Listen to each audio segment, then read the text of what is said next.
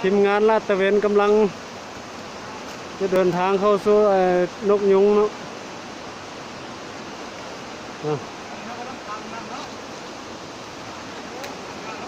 ผ่านอุปสรรคนาดเลยเอาเครื่องนุ่มๆนี่ตัดเอาได้ไหมนี่มาโอ้ยยามันห่างที่มันห่างมันบอกขับ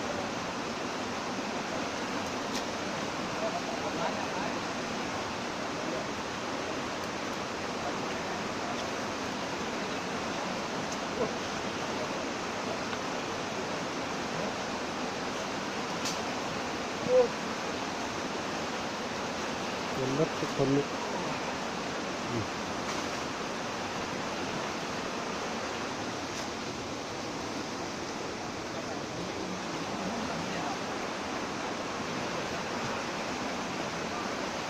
ค่อยๆเด้อทายยอดห้วยนี่ก่อนมันต่ำกันนี่ก่อนว่าเบิดเนาะคนเฮาลาดตระเวนมานี่